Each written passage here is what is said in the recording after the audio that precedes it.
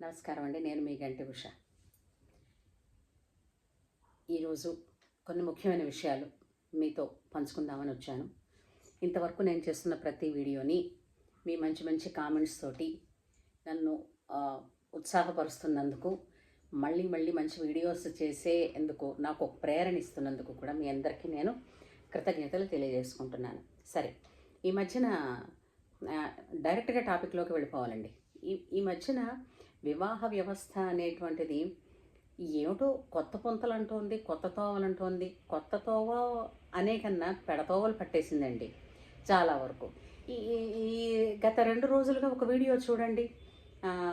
అది మంగళస్నానం అప్పుడు, అంటే పెళ్ళికొడుక్కి పెళ్ళికూతురికి చేస్తున్న స్నానం అప్పుడు ఒక వీడియో.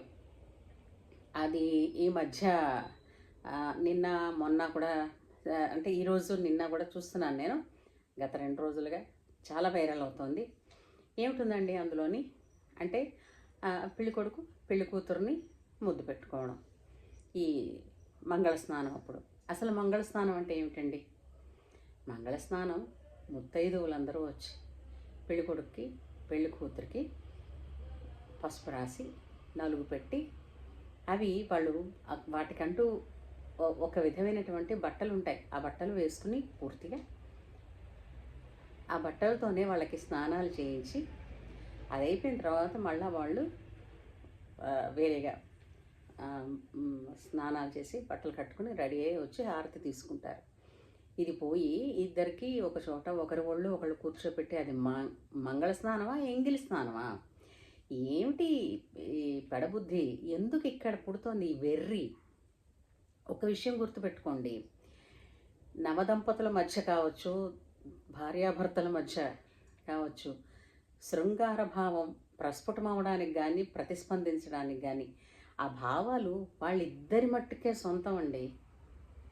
ఆ భావాలు ఇతరులు చూడడానికి కాదు. అందుకే శృంగారం అన్నది నవరసాల్లో ఒక రసమైంది. దానికి ఒక పవిత్రమైన భావనని, పవిత్రమైనటువంటి స్థానాన్ని ఆపాదించి పెట్టారు. ఇలా చిత్తకార్తి కుక్కల్లాగా ఎక్కడ పడితే అక్కడ, ఎవరు పడితే వాళ్ళు, ఎప్పుడు పడితే అప్పుడు ఈ చెలరేగిపోవడం వలన ఆ శృంగారం అన్నది నిజంగా అసహ్యం వచ్చే శృంగారం అన్న మాట పోయింది. వేరే ఆ ఇంగ్లీష్లో 3 అక్షరాల పదమే అందరూ వర్ణించుకుంటున్నారు. ఎంత అసహ్యంగా ఉన్నది అసలు. పెళ్ళైన తర్వాత వాళ్ళిద్దరికీ ఎవరికి తెలియదు, అందరికీ ఉండేది అదే కదా, అందరికీ జరిగేది అదే కదా. దీనికోసం కెమెరా ముందు వాడేదో కెమెరా తీస్తూ ఉంటే వీళ్ళిద్దరూ ఆ భావనలు ప్రతిస్పందింప చేస్తూ, అది నటన కాదా? వాళ్ళని నటించమని చెప్తున్నారా? ఈ నటనని చిన్నపిల్లలు చూస్తారు, పెద్దవాళ్ళు చూస్తారు, అందరూ చూస్తారు కదా. ఇప్పుడు పెళ్ళివి ప్రీ వెడ్డింగ్ షూట్స్ అన్నా కూడా తల్లి తండ్రి చూస్తారు. ఎంత సిగ్గండి! ఎంతమంది పిల్లల్ని కన్నా తల్లి తండ్రి దగ్గర కూతురు అల్లుడు కానీ, కొడుకు కోడలు కానీ సిగ్గుగా ఉండదండి, మొహమాట పడరండి. వాళ్ళ భావాలు, ప్రతిస్పందనలు ఇవన్నీ నలుగురు ముందు లేకిగా ప్రదర్శించుకుంటారా ఎవడైనా? ఎవరు చెప్పేవాడు లేకనా ఏమిటి వీరి తెలలు? అలాంటి వీడియో ఇప్పుడు ఇంతమంది చూస్తేనే ఇంటి దరిద్రం అనుకున్నాం కదా. ఆ అమ్మాయి తల్లిదండ్రులు కావచ్చు, ఆ అబ్బాయి తల్లిదండ్రులు కావచ్చు, ఏం బాగుంటుందండి? వాళ్ళ స్నేహితులు చూడొచ్చు.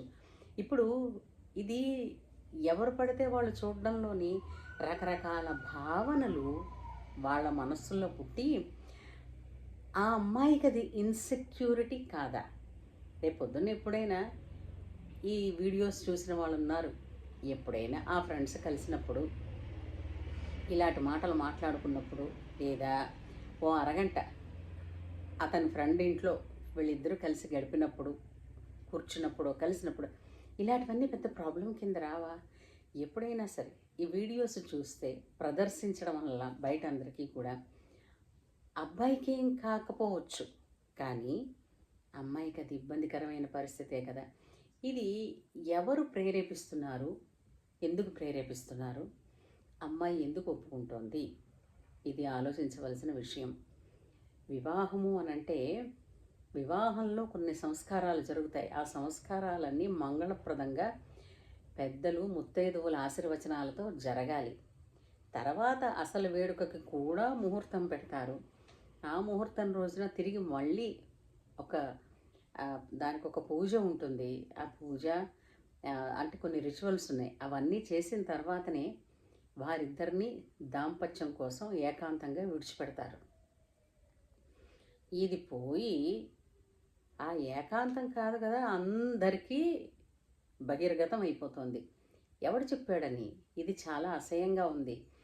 ఈ ప్రీ వెడ్డింగ్ షూట్స్ అనే పేరుతో కానీ, వివాహానికి జరిపించే వేడుకలు వీడియోస్తో కానీ ఇలాంటి చెత్త చెత్తవి సృష్టించి ఈ ఈ ఈ దరిద్రాన్ని ఏమంటారు అంటామండి. ఇప్పుడు వేరే ఏదో అయితే దానికి ఏదో పెద్ద పేరు పెట్టి అది నేరం అంటారు. అలా చూపించడాలని వాటి మీద కేసులు పెడతారు. ఇప్పుడు దీన్ని ఏంటంటారు?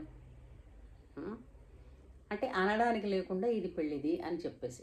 ఇంకోటి ఏంటనుకుంటున్నారు, వాళ్ళు ఏకమైతే మనకెందుకండి వచ్చిన గొడవని మీలాగా నాలాగా తెలిసిన వాళ్ళు అయ్యో ఇదేం విడ్డూరం అని నోరు నొక్కుని పక్కకి వెళ్ళిపోతున్నాం. కానీ నేను మొన్ననే చెప్పాను, అధర్మాన్ని అధర్మం అని చెప్పకపోవడం కూడా ధర్మానికి హాని చెయ్యడమే. నేనేం చేయలేదు కదా, నా మానం నేనున్నాను, వాళ్ళ కర్మ వాళ్ళు పోతున్నారు అని అంటే కూడా తెలిసినది చెప్పాలి. వాళ్ళు విన్నారా లేదా అన్నది పక్కన పెడితే మనం చెప్పవలసింది మాత్రం వాళ్ళకి చెప్పి తీరాలి. సో ఇలాంటి ప్రీ వెడ్డింగ్ షూట్స్ ఇది మన పద్ధతి కాదు.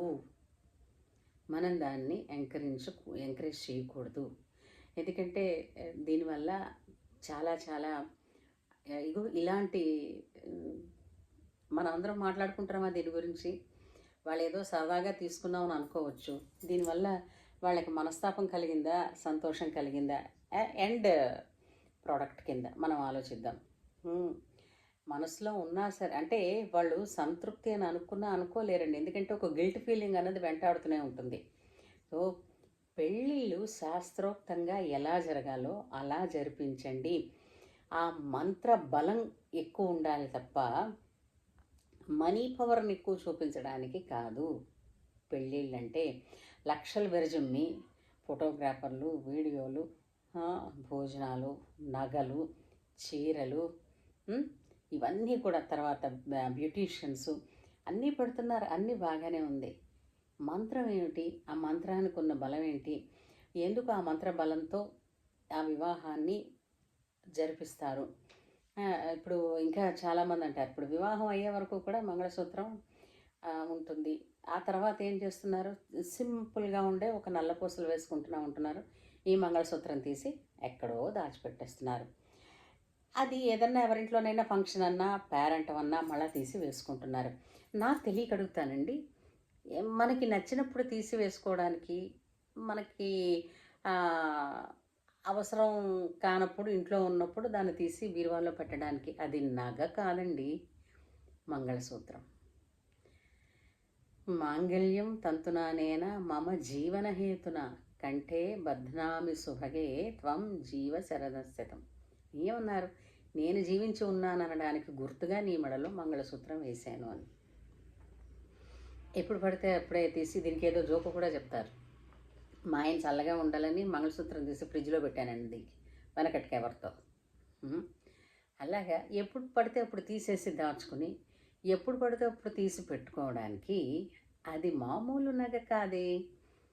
మామూలు నగ లాంటిది అయితే చిన్నప్పుడే నచ్చిందేదో వాళ్ళకి మంగళసూత్రాలు ఏవో కొనేసి తెచ్చుకుని ఇది బాగుందా ఇది బాగుందా అని మెళ్ళో అలా అట్లా చూసుకుని పెట్టుకోవచ్చుగా. ఎందుకు దానికంతా తల్లి తండ్రి ప్రాధాన్యత ఇచ్చి, పెద్దలు ప్రాధాన్యత ఇచ్చి దానికి ఒక ముహూర్తం పెట్టి దానికి ముందు కొన్ని ఎన్నో పనులు, గోధుమరాయి పెట్టడం దగ్గర నుంచి నిశ్చితార్థం దగ్గర నుంచి ఇన్ని పనులు చేస్తారు కదా. ముహూర్తపు రాట వేయడాలు, పెళ్లి కూతుర్ని చేయడాలు, ఇవన్నీ ఎందుకమ్మా? కన్యాదానం చేయడం అంటే కన్యధార పోయడం, దాని తర్వాత దానికి జ్యోతులు, ఇవన్నీ ఎందుకంటే షాపుకి తీసుకెళ్ళి ఇతర నగల్లాగే దాన్ని నచ్చిందేమో చూసి కొనేసుకొని మెళ్ళో ఉమారు వేసి చూసుకుని నప్పిందా లేదా అనుకుని నచ్చిందా లేదా అనుకుని తీసి దాచుకోవచ్చుగా. అడిగేవాళ్ళేక. మంగళసూత్రం ఎప్పుడు పడితే అప్పుడు తీసేది కాదు, ఎప్పుడు పడితే అప్పుడు వేసుకునేది కాదు. ఎప్పుడైనా మంగళసూత్రంలో ఉన్న తాడు పెరిగిపోతే దానిని వేసుకోవడానికి కూడా ఒక ముహూర్తం చూస్తారు. ఆ తాడు కూడా ఒక ఎన్నో శుభాలు మంగళ కార్యాలు చేసినటువంటి ముత్తైదువు చేత కానీ బ్రాహ్మణ చేత కానీ ఆ మంగళసూత్రం తాడు అంటే బంగారపు గొలుసులో సూత్రాలను కలిపి ముడివేయడానికి ఉండే పసుపు తాడుని వాళ్ళ చేత వడికించి దాన్ని వేస్తారు. దానికి ఒక ముహూర్తం చూసుకుంటారు.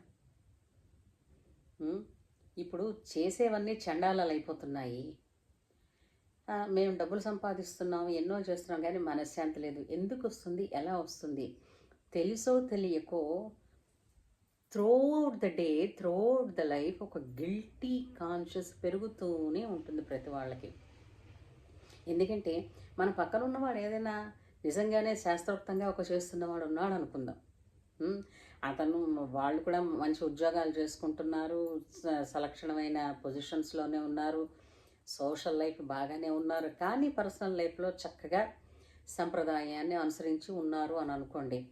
వారితో పాటు ఎప్పుడు కలుద్దామన్నా, మెలుగుదామన్నా ఏమిటడ్డొస్తుంది? ఒక గిల్ట్ కాన్షియస్. దానికి మనం డిఫెన్స్ ఏం చేసుకుంటాం తెలిసిందా? దేవుడు అందరికీ కనపడతాడా, అలా వేసుకుంటేనే దేవుడిని నమ్మినట్ట, ఇలా చేస్తేనే దేవుడు ఉన్నట్ట, ఇలా కొన్ని విదేశీ చూపించి వాళ్ళందరూ ఏమిటి పూజ చేశారు, వీళ్ళందరూ ఏమిటి చేశారు, వితండవాదాలు చేయడానికి ఎంతోమంది ఉన్నారండి. అసలు ఏదైనా మానేయడానికి ఆర్గ్యుమెంట్ దేనికండి? మానేయచ్చు. ఏదైనా చెయ్యాలంటే, పట్టుకోవాలంటేనే కొంచెం శ్రమ అవసరం అవుతుంది. ఆలోచించండి. సో ఈ ప్రీ వెడ్డింగ్ షూట్స్ ఏవో కొంతవరకు పోనీ అనుకుందాం, ప్రస్తుతం ఉన్న ట్రెండ్ బట్టి. పోనీ అనుకున్న దాన్ని ఏమిటి దరిద్రం అన్న స్థాయికి తీసుకెళ్తున్నారు. అసలు అమ్మాయి అబ్బాయిని వివాహం అయిన తర్వాత దాకా, అంటే కన్యాదానం చేస్తున్నప్పుడు ఆ అబ్బాయి చేతిలో అమ్మాయి చేతిని పెడతారు చూసారా, అప్పుడు తప్ప మొట్టమొదటగా తాకడం అన్నది అప్పుడే. తర్వాత జీలకర్ర బెల్లం పెట్టేటప్పుడు, తర్వాత పెళ్లి కార్యంలో ఎక్కడ వాళ్ళిద్దరూ కలిసి వెళ్ళినా చిటికిన వేలు పట్టుకుని వెళ్ళినప్పుడు తప్ప ఇష్టం వచ్చినట్టుగా ఒకళ్ళ ఒకళ్ళు కూర్చుని ఒకళ్ళ మీద ఒకళ్ళు పడిపోయే ఒకళ్ళ దరిద్రం ఇలాంటివి ఎవరు చెయ్యరండి. అవి చెయ్యడం వలన కూడా ఇప్పుడు ప్రేమ అన్నది ప్రదర్శితానికి కాదు, ఎవరి మనసుకి వాళ్ళకి ఒకరి మీద ఒకరికి గౌరవం పెరగడానికి. దయచేసి ఇది గమనించి పెళ్ళిలో అంతర్భాగంగా ఇలాంటి దరిద్రాలని ఇంకెవరూ కూడా ఎంకరేజ్ చేయకండి. ఇది మన సంప్రదాయం కాదు. ఇది కాదు మా సంస్కృతి, ఇది కాదు మా ప్రగతి. అంతేనా? హిందూ బంధువులందరికీ కూడా నమస్కారం.